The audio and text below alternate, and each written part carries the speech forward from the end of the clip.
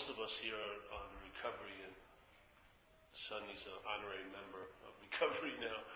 In recovery, we talk about self is what has defeated us. The activity of selfing really defeats you. You haven't been defeated. It's a feeling, it's a defeating, it's an activity of mind. So the activity of mind is that part of the brain or the mind, the mental process, produces a product called the self, a long-lasting, independent, separate entity, a feeling of being a long-lasting, independent, separate entity. So when they say a sense of self, they're really talking about a sense. You sort of feel it. It's like a vague feeling. There's a lot of thoughts about self, but there's also a sense of it. You have a vague feeling. It comes from the body, basically, like an energy of the body is being interpreted as signifying that's you. And it's pretty persistent. So this mental process obviously hadn't produced a you yet when you were first born. If you notice, they've done a lot of research now, and they say that from birth to about a year and a half, the baby has no sense of being a someone or another. It doesn't recognize other yet, because there's no recognition of self. They go together, self and other. And yet then it grows into it. The mental process produces it. It produces this feeling of being a self. And then there's a capitulation of the system into identification. And then the A drops off and it's self now. And it's yourself, which is the difference. Because let's say if someone came over your house today and was talking about their selves, you'd probably lose interest in it very quickly. You'd want to do your laundry or do something. It's boring. But that same narrative is going on in your head, and it's called about you, and you have an incredible amount of fascination when it's about you.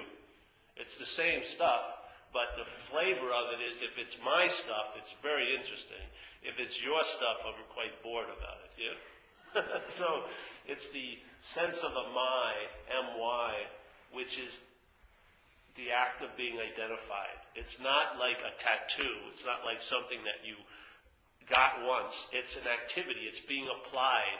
The mind is applying it all day, because it has a language, which is a conceptual system, and that language is a subjective language used by objects. So in a sense, what I'm putting out is that this is an object, but this object has been taken to be a subject. So when the language in your head is going on, and when we speak, it's always I did this or I did that, and this happened to me. So there's no sense of life is happening, but it's interpreted as life is happening to me. It's a total different feeling.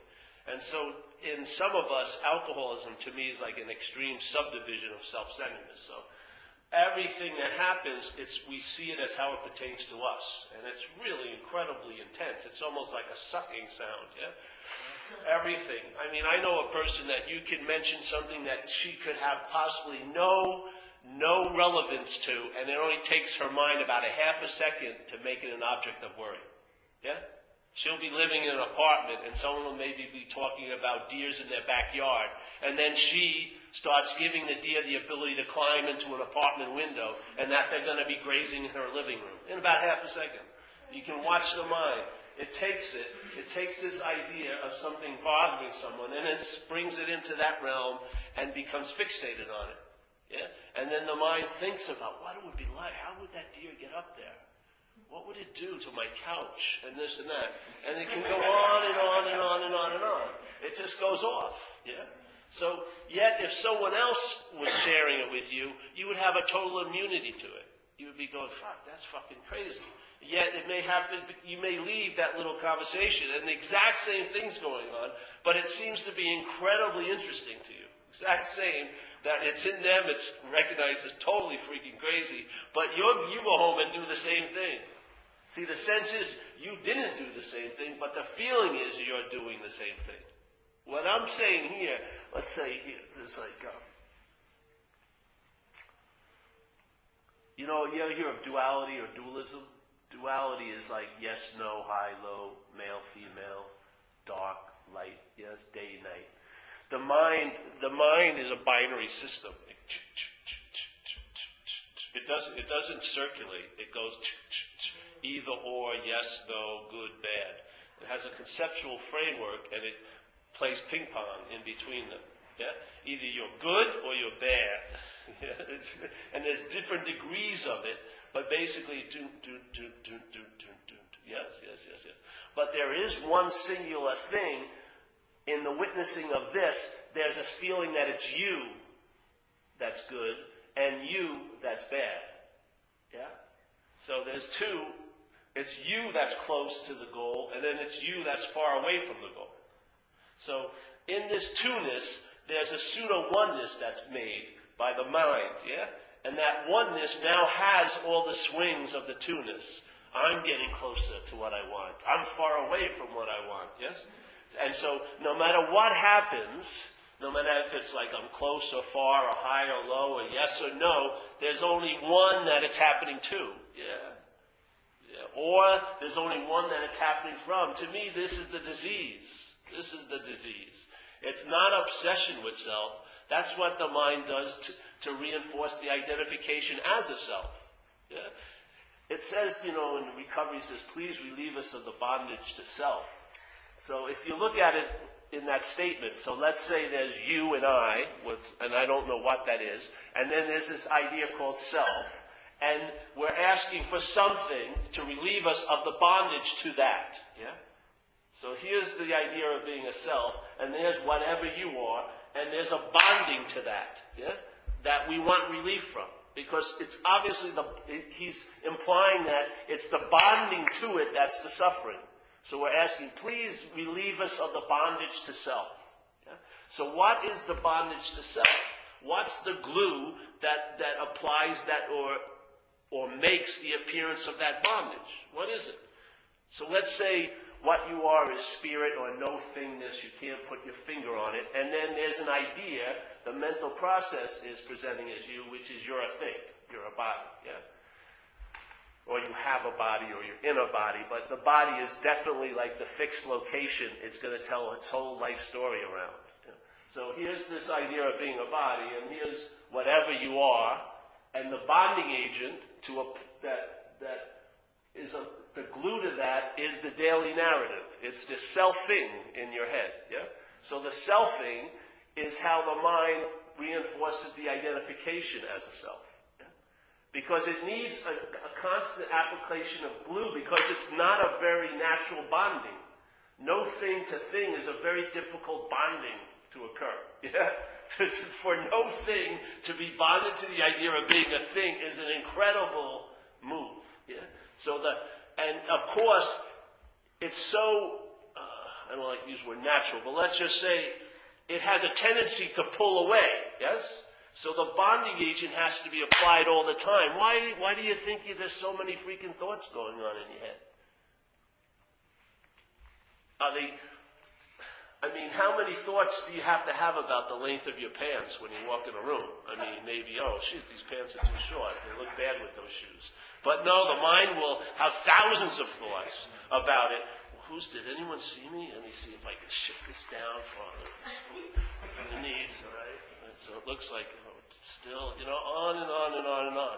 Why is that? Because the thoughts and the hem or whatever it is, whatever object that the thoughts are sort of circling around have nothing, that's not the dilemma. It's the bonding agent that they produce. Because while you're thinking about that hem, there's a feeling that the hem is worn by you.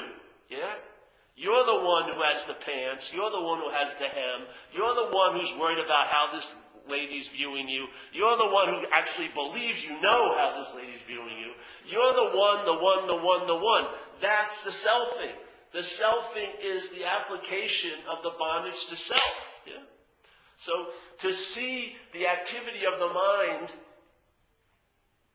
in self, that the root of it is the bonding agent, you'd be making a big mistake. It's not the bonding agent. The bonding agent has a purpose. The purpose is to reinforce the feeling of being a self. Yeah? For a no-thingness, or let's say you want to call it spirit or awareness or consciousness, for consciousness and awareness to take itself to be a body. Yeah? And to forego its nature and now take on the body's nature as its own. and to have a mind tell a story about a life starting from here instead of starting from the conscious contact. Yeah? So let's say conscious contact, seeing, hearing, feeling, tasting, touching. And then in Buddhism they call the mind is a sixth sense. It sees thoughts like the eye sees a bird fly by the window. Yeah? So there's six senses. So those are the 6 ways we're in contact, conscious contact, yes? So here's the conscious contact. And so let's say you have a feeling. A lot of times when you have a feeling, isn't it your mind will show up a little bit later and say, I don't want to feel that. Yeah? But the feeling already was noted. Yeah? The feeling was, there was an awareness of the feeling, and then the mental process claims and says, I don't want to have that feeling. Yeah? But you see, it came later. Yeah? So the conscious contact, so like Buddha said, when you see, see, when you hear, hear, when you feel, feel, when you taste, taste, when you touch, touch. That's it, yeah? That's conscious contact. That's awake living in a sense. When there's a recognition of the seeing, when it's seeing, hearing, hearing, feeling, feeling, tasting, touching. Not a recollection of it after the event. I heard that. But no, an awareness of it while it's happening, yeah? Seeing, hearing, feeling, tasting, touching. When you see, see. That's it. When you feel, feel. When you hear, hear. When you taste, taste. When you touch, touch. But while that's happening, the mental process claims it and says, I'm the one who's seeing. Yeah? So seeing comes first, and the mental process comes later, and yet in the mental process's story about the event, it's first, and the consciousness, being conscious, is later. Yeah? And actually it takes consciousness and makes it a verb that it's doing, which is another incredible maneuver. Yeah? It claims to be the one who's conscious. I'm the one who's seeing. I'm the one who's feeling. I'm the one who's tasting. I'm the one who's touching. And when the mind falls for that, it forgets the fact of seeing comes first, let's say, yes? And there's no way you, as a mental product's ever going to get behind the seeing and claim it and be the one who's doing it. There's no freaking way. Because every time you believe you're doing that, there's a seeing of that. There's a seeing of that activity of the mind claiming to be the seer. There's a seer. There's never a time where you get behind the seeing and you become the one who's seeing. Yeah? There is no one who's seeing. There's just seeing. There's just seeing. So it's so beautiful because a mental process with the name of a process takes time, yes? Any process takes time. So conscious contact is not of time. Yeah? It's not of time. The mental process is of time. So it shows up later than the contact. And it will never beat the contact. It comes after the contact. Yeah? So the way the mental process has claimed it to be is that, all right, here's your attention. My attention's going out. Right? I'm seeing everybody here. And then, because everything here is like a dualistic movement, yeah? Like tides, high tide, low tide. Yeah? Everything goes exhale and inhale. Everything's moving. Supposedly the universe is expanding. First it contracted, now it's expanding, yes? Everything has this movement. So here's your attention. It's not your attention. Let's say attention, or awareness, you want to call it. I'm seeing Sunny, yes? I'm seeing this object, this body, and I'm giving it the name Sunny. I'm seeing that. Yeah? Now I'm seeing that, I'm seeing that, I'm seeing that, I'm seeing that, I'm seeing that, I'm seeing that, I'm seeing. Yes? Everyone, and then if you would say what's happening with you is, it would be I'm seeing from there. Yeah? You would go I'm seeing. Yeah? So everyone's in the same event. Everyone is I'm seeing. Yeah? Right now, in the room. Everyone, if you ask what's happened, you would say I'm seeing. Yeah? Now, in this position, I'm seeing that object, so I would say I'm seeing Sunny, or I'd say I'm seeing you. Yeah? So the you represents a body. Yes? So there's the I. That's the conscious contact right there. I, let's say I, or spirit, whatever you want to call it, is seeing. Yeah? And what's being seen is an object, because you can't see what's seen. It's not an object. It's not a thing. Yeah? There's no way in hell the eye's ever going to turn around and look at itself. It just doesn't work. So, and that's not even a good example, because this is an object. But what's seeing is not an object, so it can't be seen. So for the activity of seeing to have an object, it needs a body, let's say. So I'm seeing you, and you'd be going, I'm seeing you. So in this room, we're all the eye, yes? And to another eye, where are you? Yeah? So I'm like right now, I. But to this eye, in this little game here, I'm seeing you. And from your point of view of I, I'm a you. Yeah? Yeah. Everybody. And so if I would say, if you ask me, well, who is it that's seeing? Yeah? I wouldn't say you, would I? I would say me. Yeah? So if I go, all right, I'm seeing, everyone says I'm seeing, and then if I ask myself a question, well, who's seeing? I would go me. Yeah? But that me, what is that me? That me is a you. Yeah? That's identified. It's just a body. I'm seeing this body just like I see that body, but in this case, I think this body's me. And I'm in a world of yous, but there's one me. This is what self-centeredness is. Everything else is a you, but there's one me. Everything is centered on this one self called me. Yes? But in fact, all there is I seeing. Yeah? You see the interpretation? There's the recognition, I'm seeing, but when you ask what the mental process means by that statement I, it says me. And me is a you. Just identified. Yeah? It's just like you're seeing a you here, Sonny. Yeah? Sonny sees this you, but I don't see this you as you. I see it as me. This is the bondage to the idea of being a self. Yeah?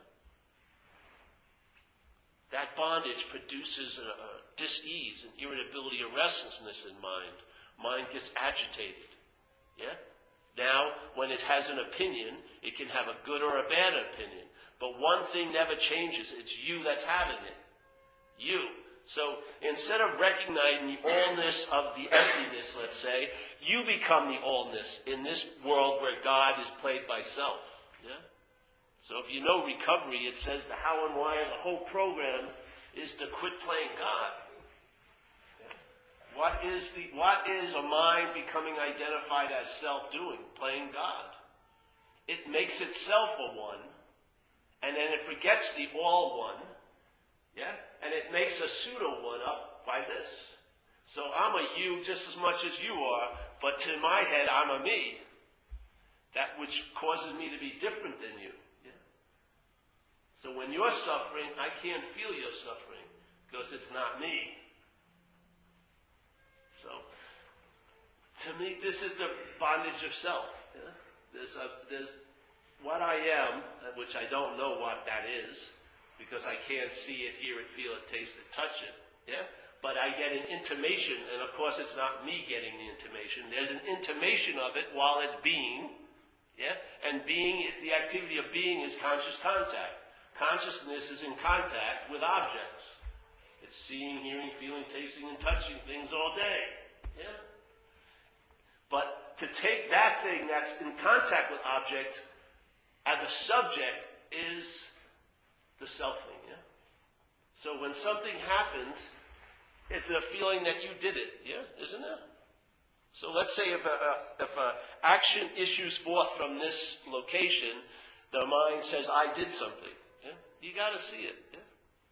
Now you become the doer of all your actions. So you've omitted the things in your life, and you've committed many things in your life. And this gives the mind what? The possibility to riff in this realm called guilt and shame.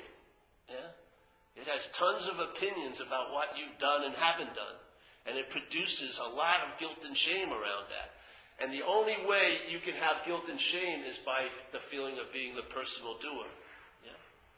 But then Lord Buddha comes supposedly a long time ago and says, hey, events happen, deeds are done, but there is no personal doer thereof. Yeah, sweet, exactly. Events are happening, deeds are done. He probably said the same thing. Events are happening, deeds are done, yet there is no individual doer thereof. What an incredible bit of news, yeah?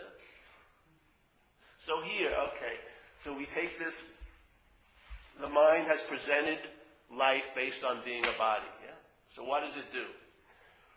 When it has a body, it can picture you somewhere else at some other time. Yeah? So right now you're here, seemingly, but in the mental realm, you can be somewhere else at some other time, yeah? In the past or the future. And what does it do when it places you, let's say, in the future? There's a lot of thinking about what could possibly happen to you in the future. Yeah? So right now, you could be fine, but where you've been placed a week from now at some other place called 6th and Market, you're going to be on the verge of being destitute. Yeah? You're totally okay now, but in the mental realm, you're in a whole world of pain. Yeah? And the dilemma is, the download of that mental anxiety triggers the impending fear or the contraction of the body, yeah? That sense. Do you ever have that sense of impending doom? Well, usually that one's rooted in the body, isn't it? It's certain of feeling sometimes you walk around with. Well, that is like a latent possibility that the mental anxiety tickles. Yeah? So now we're having the experience of fear, which is like, fear is a valid emotion. Right? If you've had a really good life, maybe you've only had it 20 times, 15 times where you had to take flight or fight, yeah, something occurred and whatever, and adrenaline got pumped. But now the mind in selfing produces and makes up a mental anxiety about what's not happening and produces the physiological effects of fear in the body. And being identified with the body, you think it's you.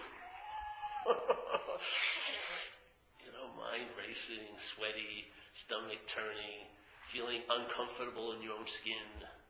Yes, all this is produced by mental anxiety. Yeah? It's like the mind goes to a place that's not happening and brings back a product. And when you entertain it, it's promises that it promised way back over there somewhere later happen now in your body. So you may be in a room like this where there's no impending threat, but you'll be flipping out. Yeah, because you're not responding to what's happening. You're reacting to what's not happening. Yeah? How are we going to have immunity to this?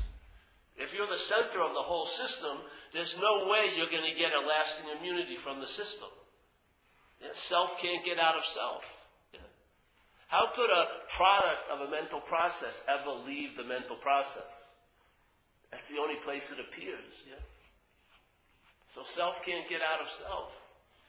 See, let's say if you want to study about self and hope that you'll get out of it, so you study 2 years about self, getting out of self, wouldn't that be obsession with self? You can't get out of the system, yeah? What we believe is, I'm getting out of self is just another form of being in self. Because the two forms are being in self and being out of self, yeah? But there's only one self that's doing, supposedly, both of them. Yeah? So there's, all right, here being in self could be like a day with iron chains on, and then being out of self, seemingly, for the self will be a day with golden chains. Yeah? But after a while, the golden chains are just as bonding as the iron chains. Yeah? So self can't get out of self. And that's the most incredible news. So when, like there's one Buddhist book called The Wisdom of No Escape, yeah? It's such a beautiful statement. I don't know if I take it the way she presented it, but there is no escape from an imaginary place. Yeah?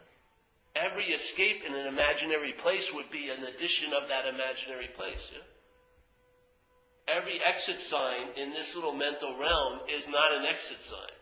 Every plan that's hatched every little map to get out of here that's sold, every little story about someone else who got out of here a long time ago and that's read, none of them get you out. They're all forms of being in. Yeah. Yeah.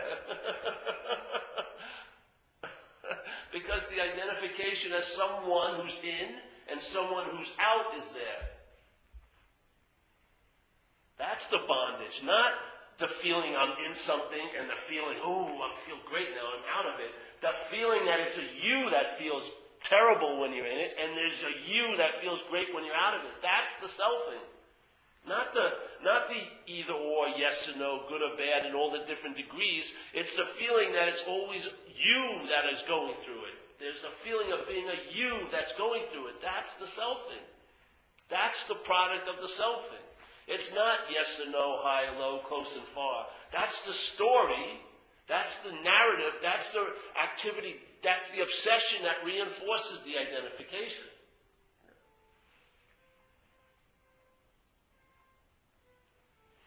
So, okay, here you are, your head's next week, yeah? And you're going to have a really bad time next week. You're sure of it. There's a real belief that it's going to really suck next week. So there you are. And so let's say, you go and you talk to a number of people. Jesus Christ, I've got this fear about next week, yeah? And it's really flipping me out. And I just can't get over it. I really got a feeling this is going to happen to me. And then the person says, hey, bro, I can't see it. I can't hear it. I can't taste it. I can't touch it. I can't smell it. For all intents and purposes, it's really not happening. There's absolutely no conscious contact with it as it's being presented. There's a contact with the presentation of it, the thoughts, but how it's being presented, the little mental picture, it's not there to be had. You're the only one. You're in your own little private Idaho, bro. You know what I mean? So what would happen if you saw that and you would just say, hey, bro, it's not happening? What would you do after that? If there was a realization that it's not happening, what else would you be called on to do? To deal with it? If there was a seeing it's not happening, what else would we have to do? It would just be a simple recognition. It's so clean. It's not a processional release. It's an immediate release because there's a recognition it's not happening. It's sort of like the only solution to an imaginary problem is the recognition that it's imaginary. That's it. Yeah? And none of us, I don't know, maybe some of us have. Very few of us have ever entertained it. We've always taken, no matter what, we've taken us to be real. Yeah? And so we're attempting to look at this because if this isn't real, everything else that has the ability to affect you starts losing that ability. It's like in the Course in Miracles, it says, you and I are the dreamer of the dream. Yes? You and I are the dreamer of this dream.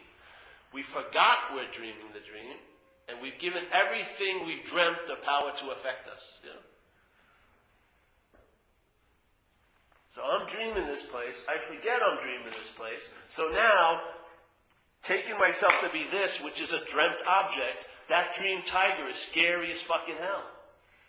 And I don't care how many books I read about, of some guy who learned how to live 10 feet from a dream tiger, I'm still going to be very suspicious of what's going to happen to me being in such close proximity to the dream tiger. There's no way I'm going to get true, lasting, radical relief, because it's always going to be lingering. There's that tiger right over there. But if I'm not the dreamt object, does the dreamt tiger scare the shit out of me anymore?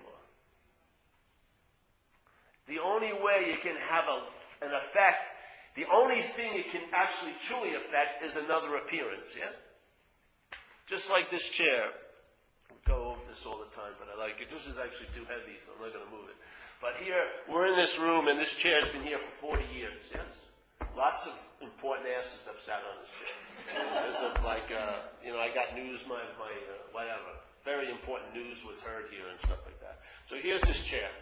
And it seems solid to me, and there it is. And so let's say if I could move the chair, just move it out. Yeah. Would I have to move some space back in, the space the chair took up? Do I have a closet that has the exact size of space that this chair took up? And so you have to be really fast. I have to, put that space in there. Okay, because what would you see if the space was in there? So here, okay, so what would happen if I took this chair away? How would you be able to see it? By remembering it. That's the only way. You would remember the chair. You couldn't see it anymore, it's gone. But your mind would remember a chair. Yeah? And what would the chair be able to affect here? It would be able to affect this wall if it hit it, yeah? It would make a mark on the wall. If you lifted it, there'd be marks on the rug, yes? But in the space, does the chair have any effect on the space of this room?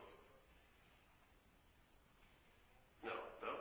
Is there any is this hurting the space? Yeah, yes. And when I took it out, obviously I wouldn't have to put any space back in because it's actually not taking up any space. It's more like it's appearing in the space. Yeah? Just like these walls aren't taking up space. If you tore these walls down, then you wouldn't have to move space back in. There was space, yeah? So really, this is an appearance, let's say.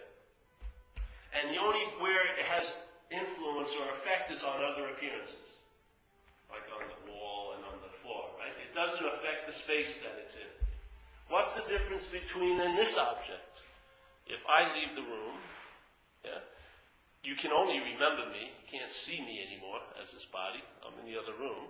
So I'm actually brought to you by your memory. Yeah? And I have no effect other than on you as a body or on this. This is the only thing that could hurt me. I can't get hurt. Oh, I bumped into space today. It really fucking bothered me. You know what I mean? No, there would be nothing could hurt me. Yeah? An appearance has an influence on another appearance. But the appearances have no influence on the space that they're appearing in. Yeah? What would happen if the mind that we may possibly be, or the spirit, is more like space? Yes? More like space, and that would, in other words, nothing that happens in this place of appearance has any real effect on the space. Yeah, just like the sky. Have you ever heard of a plane called down to the tower, hey, I ran into a big chunk of sky up in the... No. And when it rains, the only thing that gets wet is the ground, yeah? The appearance, the space, and 4th of July explosions, nothing gets ripped open, it's just there. Everything appears in it, but nothing seems to affect it, yeah? It's just space. Wouldn't you mind, can you imagine if your mind is sort of like that? Instead of being a body, yeah, that can be, all the slings and arrows of this place can hurt you, but you are a space that's not affected by whatever is appearing. Even a little bit of entertaining that, what would happen to this as it traveled? This would travel lighter. Yeah? The more it takes itself to be a you, the more seemingly solid it is, the more it's an object of effects here. If you could bring a little lightness to it, if you could entertain, I may not possibly be this, yeah? And then maybe the head. See, the disease of alcoholism is trippy. Alcoholism. It's like a parasite, yes? It's like something that took us over.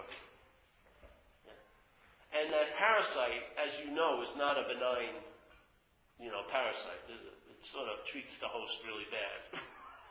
When you have alcoholism or you go on a run, it's not pretty, yeah, for you or anyone else.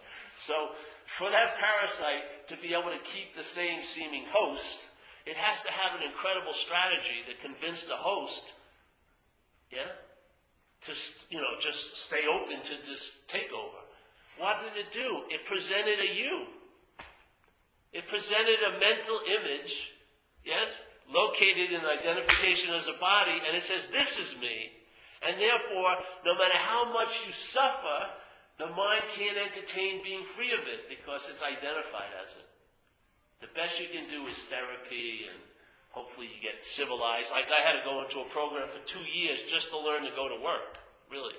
I was like a wild dog out there. I had to be retrained. They watched me 24/7 for 2 years. told me everything to do. And you know what was really flipped out? My life looked a lot better with them running it than it ever did with me running it. Exactly. I was like a wild animal. So this parasite produces this feeling that this is you, yes? And so your head can only, its ability to entertain is limited by what it's identified as. So it can only entertain, well, I'm going to get therapy for it. I'm going to win it over. I'm going to do esteemable acts. I'm going to do this and that.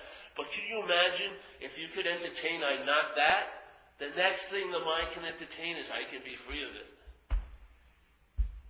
It's the one thing it's missing here. It's gotten its ass kicked. It's totally clear.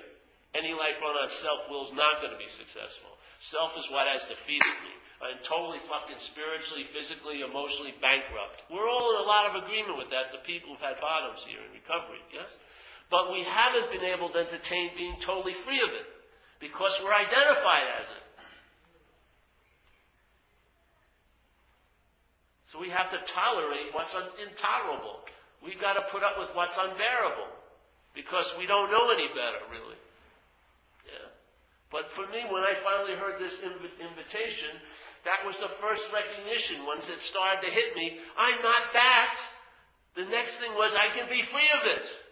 I had never, ever thought that way. I had never felt that way. I had never got a realization of that because I was identified. Yeah?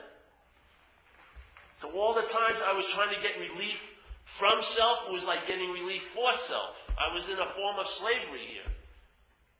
For me, the relief from self was every one of us has been trying to get out of self since we were young kids. Yeah? Haven't we? We felt this uncomfortable, irritable, restless, discontent. That's an amazing place to start from in an interpretation of life. To be uncomfortable in your own skin, if that's the only skin you're identified as. That's fucking unbelievable. I mean, you're starting way behind the 8 ball, you know. Jesus. I mean, when I was a kid, I wanted to be a marine biologist. After a few years of active alcoholism, my idea of success was not to be arrested. All the dreams, they were gone like that. I was just scurrying around like a rat. Yeah, don't get caught. That was my big success. Woo! How do you do today, Paul? I didn't get arrested. Woo! Oh, thank you, my son. You're doing great. It's like a form of slavery. And all possibilities are taken from you. Because the incredible ability of mind to entertain is now being funneled through an idea of being a self. So everything you entertain it as a self. Yeah? And that self, you can't entertain being okay now. It's always about I will be okay later after I do something and get something. Yes? Because that's the modality it is. This is a radical freedom. Not for that, but from it. Yeah? Then you see the bonding agent, but if you're not the center of the system, you lose interest in the system. You lose interest in your own bullshit. It's so incredibly boring, K-Paul. It's like, you ever go to, what's that place? Mel's? You know, that diner place? They play the same music every night. The people that work there for years must fucking hate Rhonda, that song, or whatever, Runaway, or whatever. Every night, the same old tunes. You walk in, it seems to be, hey, I like it, that reminds me of something. But to be reminded of it every day, that's what this head is doing. It's reminding you of you every day. It's fucking boring as hell. And yet you can't seem to move to another station because you're identified. If you go far, it's you. If you get close to something, it's you. If you feel really good, it's you. If you feel really bad, it's you. God becomes an object that you tell where you're at with. Oh, I'm getting closer to God.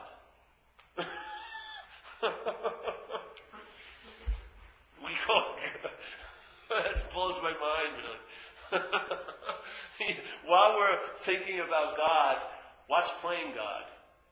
Who tells you how good you're doing around God? Your head, eh? It's informing you how you're doing in your relationship with God. You're doing really good. As long as you go out on that 3-month retreat and never fucking fart and never have a perverse thought, definitely no sex, no, and whatever fucking crazy idea it comes up with, then, oh, you're good. Yeah? But you're ready to blow every minute to be bad. It's painful, eh?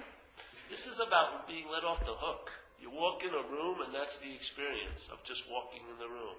Not all the thoughts about walking in the room. Yeah? There's more, the emphasis shifts from the selfing to the space it's happening in. Yeah?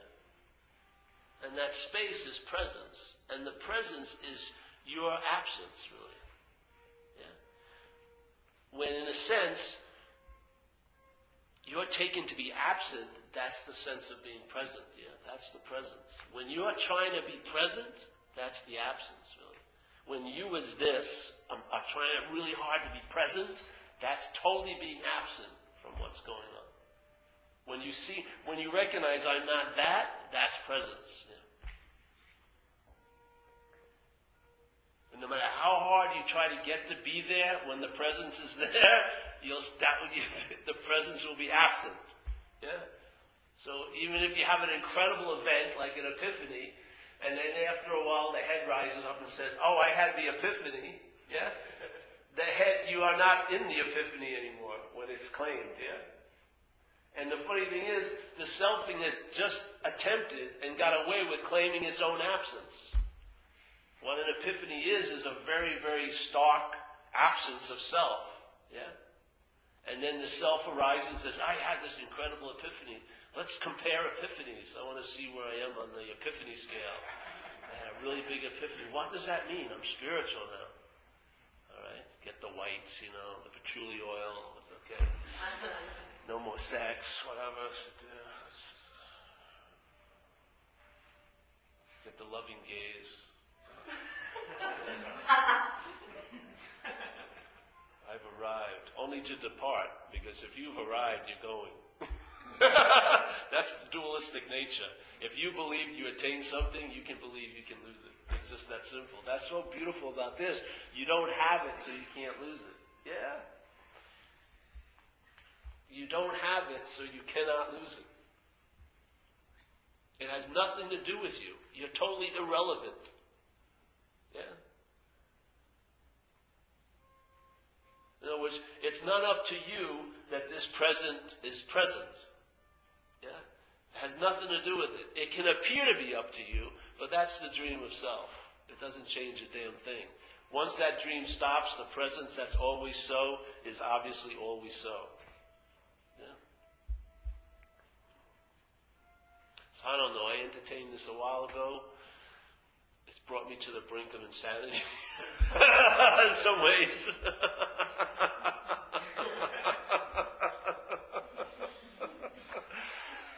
Yeah.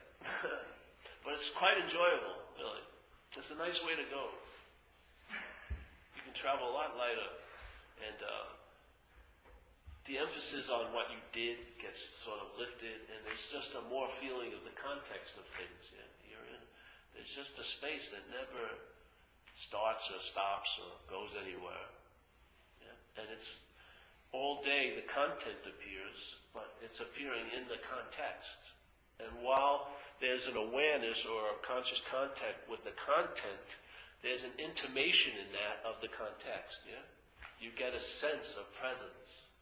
You don't know what that presence is, but there's a sense of presence. So there's more of like an intimation. It's like sort of like a sense of being okay. Yeah?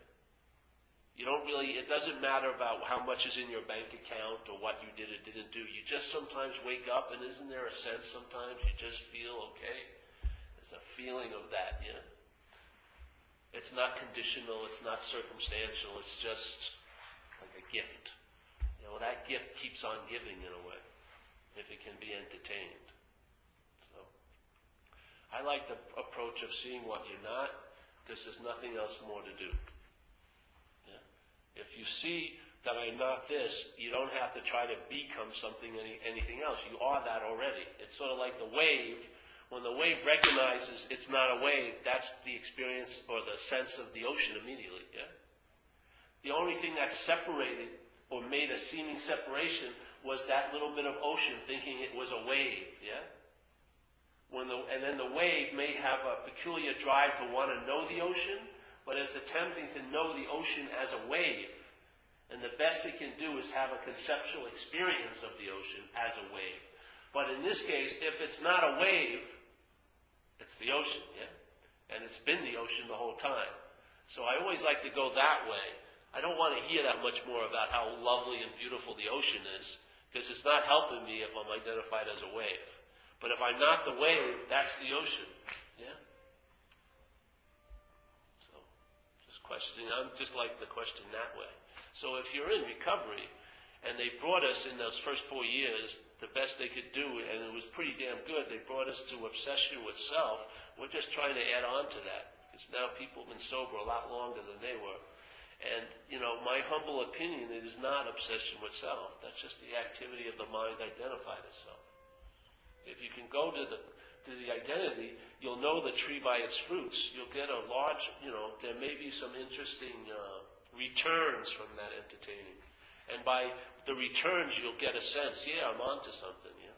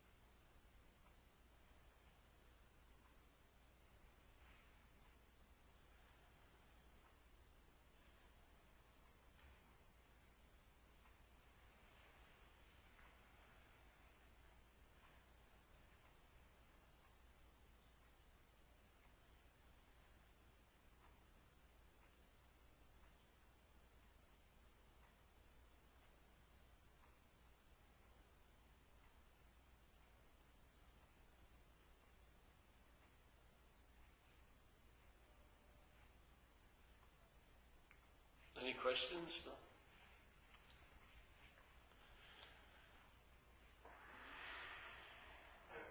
Oh, all right. I was a little lost with some of your ideas, but in the beginning you mentioned that the bondage to self was an unnatural act. Yes. Unnatural act. That's a weird wording of it, but it's not. Yes, it's an I guess activity. my wondering is that so unnatural if everyone, and that happens to everyone, correct? And Well, see, it doesn't happen to anyone, really. In anyone, somewhere in there, that happens, correct? No, it doesn't actually happen. It seems to happen, but it needs a you for it to seem to happen. Yes?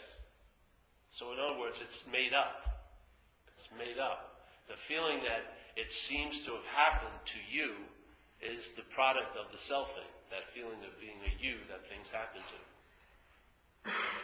But everybody has that experience. No, they don't. Really? I'm here to tell you they don't, no.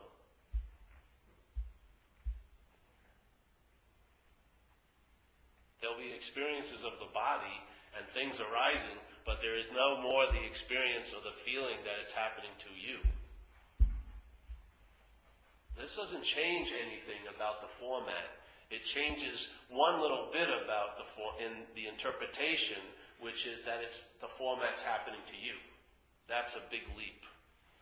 I would say it's more just happening. Yeah. So let's say if life is just happening, and then it's seen as life is happening to you. If you had a chance to, let's say, you have to say the word you, but if there was like a sampling of that, which one would you probably prefer? I would say the life is happening is a much wider view, much lighter view than it's happening to me. To me to me is like, it takes a giant river and bends it and brings it always to you. Everything gets brought to you. It's incredible. It's an incredible sucking. Interpretive sucking, yes? So see here, let's say I'm looking at you, like this now, and then there's some of the attention's going this way. Yeah?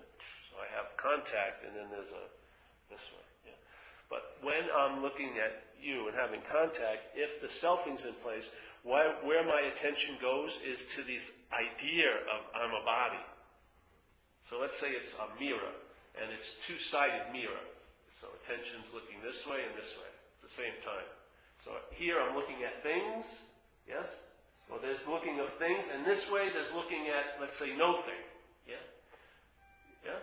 So I guess I've been at the understanding that everyone thinks that way. No. just That's how my skewed. Yeah, no. The system looks like that way, but there isn't a you that's doing it. Yes, just the system is looking that way. In other words, the system itself the eye sees an object. It's not seeing that this is being produced by the brain with light. Yeah, it doesn't see that. What it sees, it's conditioned to see the object, the chair. And it's feeling. It's not having a feeling, I'm seeing the light make this up on a screen in my head.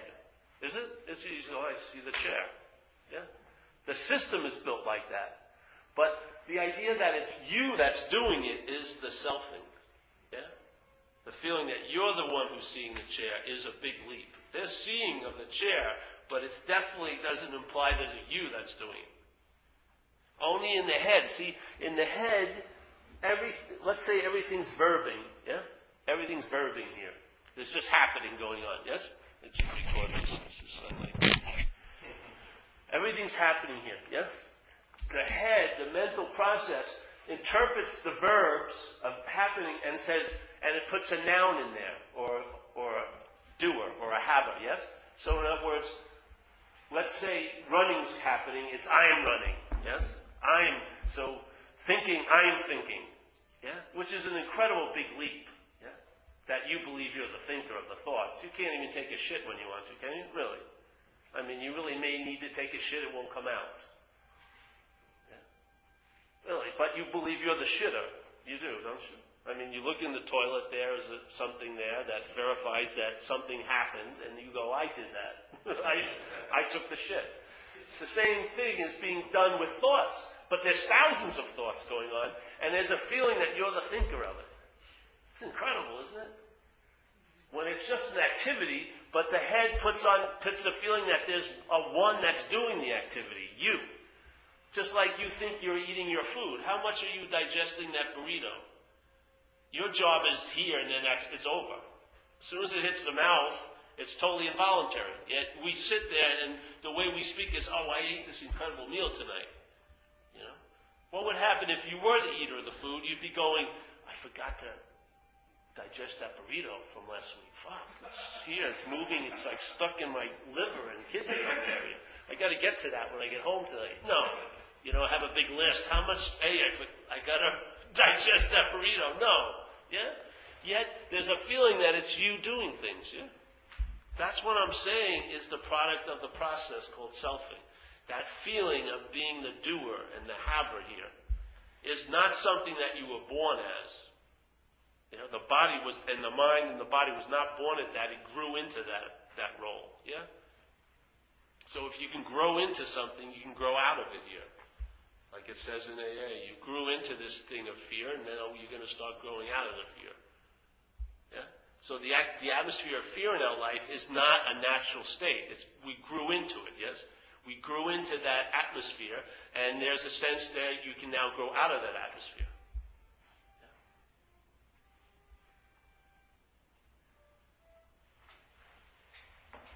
Did that help you? No. I hope not. That's not the point. Yeah.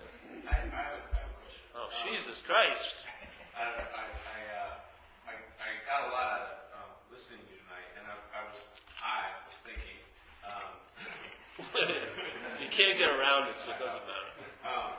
But you talked about like walking into the room and like being present, and like the pitfall of realizing that you're present, being that you're now not present. Yes. And so like, what's like I was thinking about things that I do where I actually really feel separate from the future and the past. Yeah. And they're always like these activities where I'm moving a lot, like skateboarding or like running, or like how do you just walk without, like I guess what I'm asking is there something to do, or No. is there, or like is there No. instructions? No. I mean, No. I would just let's say if something is being demonstrated in a certain action, if you do that action enough, it will start bleeding into a lot of other actions. It's like for me, I like to surf, yeah? So surfing does something, the water and everything, just like skateboarding probably, yeah? You just get into it. And so, okay, the mind, why would it want to just isolate it in that activity? It's all coming from it. It just starts entertaining. Hey, the possibility is the same while I'm walking. Woo! Da-da-da. So the mind is like coming out of like a yogic posture, self-centeredness. And it can only entertain very limited things in this position. Now it starts opening up, and now more and more possibilities appear to it. Yeah? Endless possibilities. Because its ability to entertain is endless and seamless and not defined. Only when it becomes identified as self, that all it's entertaining is defined by selfing. Yeah? So now it's entertaining like the length of the hem for 13 hours instead of just being able to entertain presence. Yeah? It becomes enslaved in a sense to the thing it's obsessed over. Yeah? It gets liberated in a way when it realizes I'm not that, because as soon as it realizes I'm not that, it realizes I can be free of it, and then it opens up to vast amounts of new possibilities. Its okayness is now not going to be a product of a process. Oh, I will be okay later if I do this and this and this and this. There's a recognition okayness is the state. Yeah? Solutions come from a timeless place. Yeah? And then they may take time to express, but they're not produced by their expression in time. The seed is timeless, yeah? It appears here and it may appear in time happening, and it's growing and getting deeper, but the seed or the drop holds the whole ocean. Yeah? It's just that like that. The mind just opens up out of time and space and starts entertaining other possibilities that translate here. And for me, they translate into a form of traveling lighter while you're here. Yeah? It doesn't promise the terrain of my life is going to change. I may get sick, I may not. I may get run over by cars. I don't know what's going to happen to the body in this activity here. But the thing is, it does produce, let's say, a sense of traveling lighter through whatever the terrain of this life is going to be for you. For me, like, what more would I want? I hated when I needed, just like when you were into drugs, I hated that I had to listen to another coke dealer's life story before he gave me that $250. I just, 3 hours worshiping at his little altar because he had something I wanted. I don't like that position in life anymore. I don't want to have to go somewhere to get anything. I want to realize that right where I am is what I'm looking for. Yeah? With no requirements necessary. I don't want to be dependent on this person or that person or this teacher or that teacher. It's pointless. Yeah? It's another form of addiction. If I'm not that now, when will it happen? It's not a product that I'm going to produce here. It's what's been forever unproduced. It's always available at all times. It's just that the mind can't entertain that when it's constrained in the activity of being identified as self. It can't. It cannot entertain that something is timeless and always available. It has to have itself be relevant in the pursuit of that thing. You have to do something to earn that, So who's the most important thing? The grace or you that has to earn it? I would say it's mind playing God. Like they say in some circles, it's a gateless gate. It's an open secret. Yeah? Gateless gate means there's no one who can be a gatekeeper. There's no toll to pay. An open secret, who do I have to go to hear it? It's open. always available at all times. It's like in Zen they say it's, look at your original face. It's like, it's just the attention. Instead of the emphasis always going out to things, the emphasis goes to the attention to no thing. And your original face is not a face. Yeah. If I'm identified as this, my attention hits this, and takes it, and then the head believes this is me, and then it goes like this. All the attention, everything come back to here. It's called the loop of self-importance. It's an incredible sickness of mind. Yeah? The attention can't go through because there's been like an opaqueness put on the other side of the mirror. So you think it's only one-sided. Me seeing, me hearing, me feeling, me tasting. But at the same time, if you're not that, the attention will go right through this freaking idea and go into what? Affinity. I don't know what you want to call it. Space. But this little trip, you never see those Star Trek things? They go on a trip and they bring some things back just from being on the trip. This brings a lot back just going on this trip. When the attention goes this way, yes, there's an intimation that comes through and sort of sprinkles all around here. But if it's captured with this, it just gets caught in this claustrophobic loop of self-importance, yeah? It's like a real... you ever see those helicopter things when the thing is really going fast? It looks like it stops, right? It's just like a solid thing. The self thing is doing that. It's creating like an optical illusion, and your mind sees it as a thing.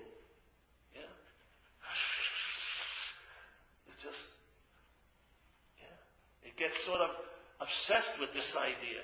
It takes something that's a verb, an activity of mind, and it implies an object. I'm that. That's me. Then everything gets bonded to that center. That sun becomes the center of your solar system. This is about the attention. You'll feel it. While you're walking around, you'll feel something, in a sense, looking into infinity. So you can, it brings a lot of humor here. You know what I mean? This place is a freaking trip. So, I don't know. There you have it. So what else do we do? Oh, we pass the basket.